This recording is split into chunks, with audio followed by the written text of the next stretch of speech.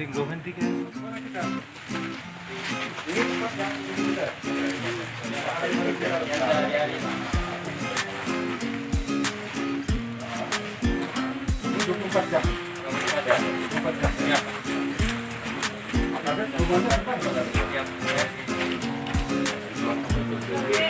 Dari pasar, Pak.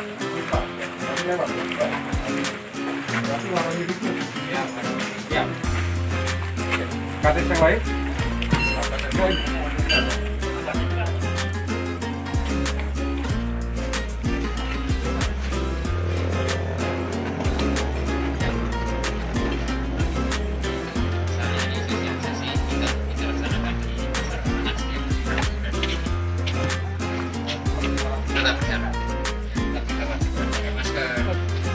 Terus beberapa tempat cuci tangan juga kita siapkan di masjid, di pasar,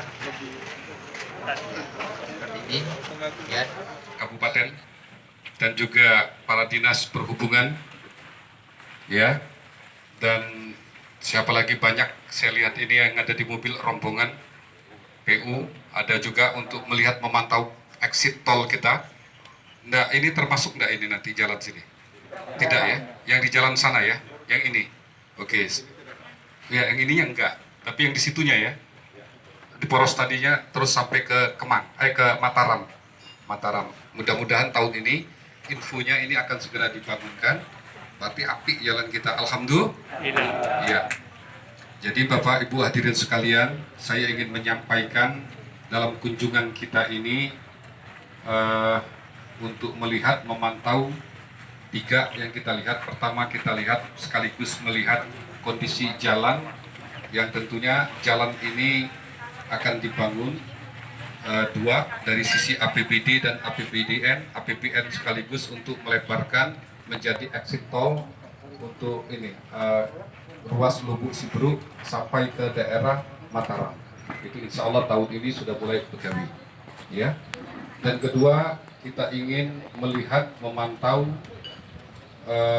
gugus tugas yang ada di kecamatan dan peran aktif daripada anggota gugus tugas baik dari tingkat kecamatan maupun sampai ke tingkat desa, baik daripada perangkat kecamatan ataupun perangkat desa maupun sampai dari Polsek sampai ke Dantramil sampai ke Babinsa dan Babinkan Tipmas.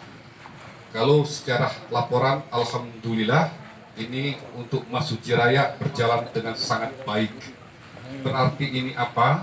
Berarti ini kalau bekerja sangat baik, berarti semua aparat gugus tugas yang semuanya tergabung gugus tugas dan masyarakat kaum alim ulama berarti ini bekerja sesuai menjalankan SOP ataupun sesuai dengan operasional prosedur ataupun yang kita dengar sesuai dengan prosedur yang protokoler daripada COVID. Untuk ini kami dari Kabupaten menyampaikan terima kasih yang sebesar-besarnya kepada Pak Camat dan Ramil dan juga Pak Kapolsek beserta anggota dan tentunya para kepala desa yang ada di Masuji. Terhadap masyarakat juga kami menyampaikan terima kasih yang sebesar-besarnya. Hadirin yang saya hormati, yang kami banggakan, berbicara masalah COVID, rasa-rasanya sudah memasuki 3 bulan ini sudah cukup. Sudah cukup apa? Pertama, kita sudah cukup dicoba dan kita insya Allah tabah dalam menghadapi cobaan ini. Dan kedua, sudah cukup waktu kita untuk mengenal siapa COVID ini. Sudah cukup. Nah, dari sudah cukup itu berarti kita sudah cukup juga. Kalau kita mengenal COVID ini dan sudah mengenal waktunya pun kita sudah cukup, maka kita mengenal bagaimana cara kita, entah itu yang dikatakan orang berdamai, entah itu yang dikatakan kita bersahabat terhadap COVID ini. Saya tidak tahu apa ingin menerjemahkannya, mengatakannya.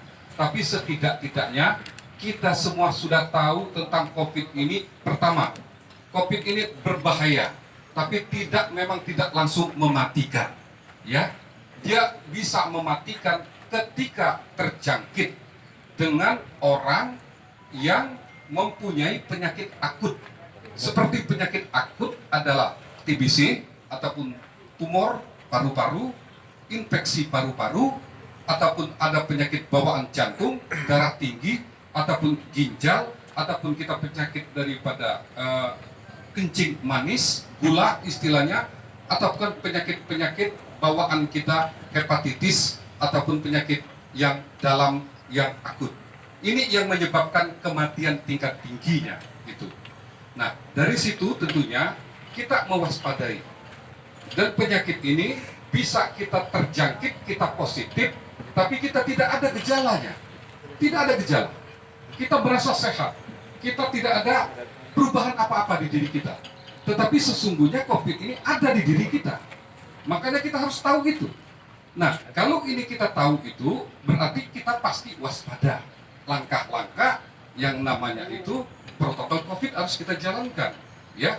Nah, ini yang kita mengenal COVID ini. Dan kita juga mengenal COVID ini tidak mengenal usia.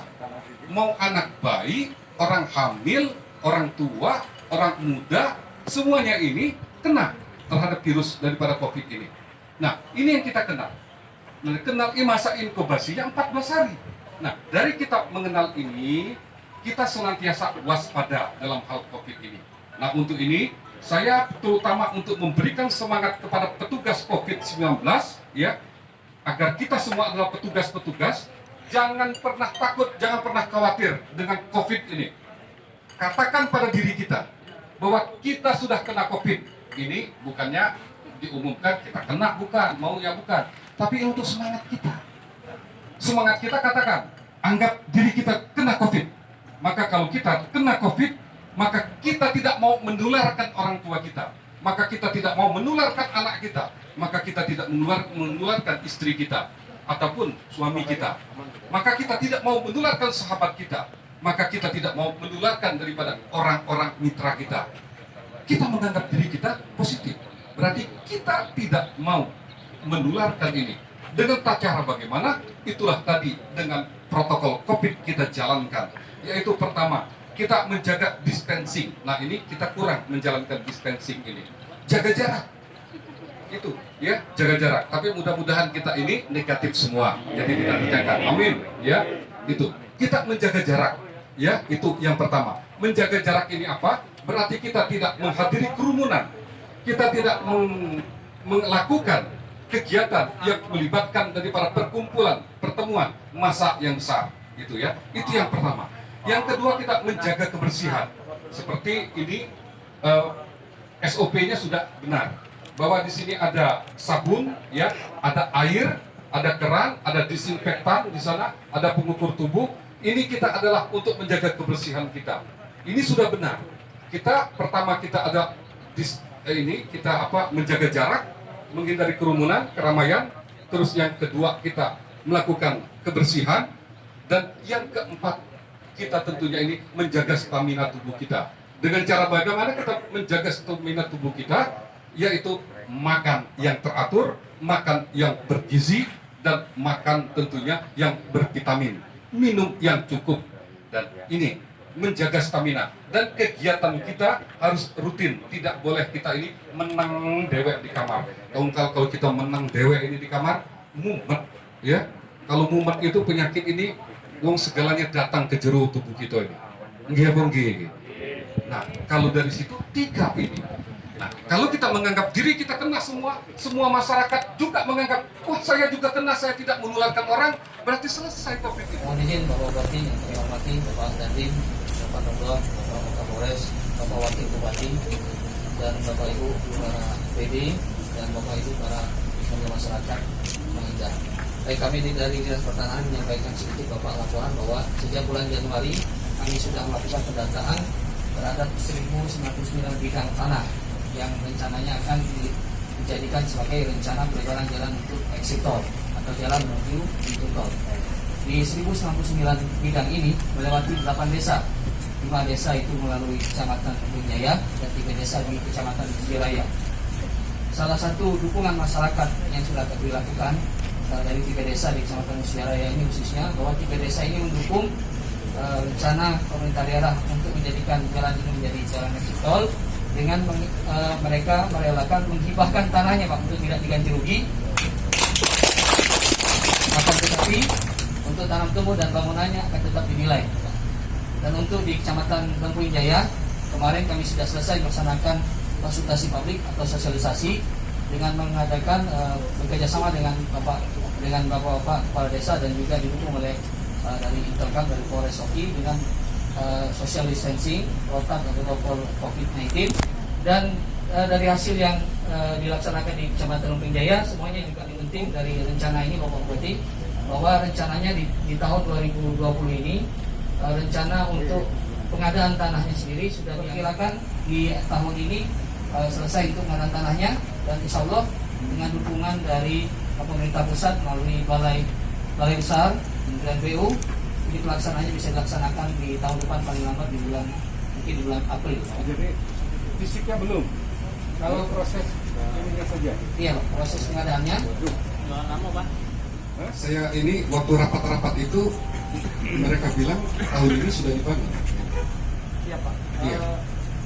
Mereka sudah siap bangun 5 km Pak untuk tahun ini. Iya, Kalau semua lahannya sudah siap Pak. Saya pikir hari tahun ini loh langsung dibangun. Kira bulan April Pak. Hah? Hasil koordinasi dari kami mungkin tahun depan paling lambat bulan April. Ya. Kalau berarti kalau dipercepat, Tapi kalau ini Den, cepat juga visi. kalau yang dari pusat itu Januari Ya, ini, mulai. karena dia tutup udah kemarin. Ya. Yang dari pusat, yang dari balai itu mungkin Januari sudah action ya. Januari sudah action. Iya. Januari sudah action. Paling lambat April Pak. Ya sudahlah 1 tahun ini kita ya. Ya sabar ya Pak Lurah ya. Sudah nyampe 1 Ya, tahun Pak. sudah sampai ya. Oke. Itu saja kami mau ini lagi melanjutkan perjalanan ya. Selamat kepada kawan-kawan.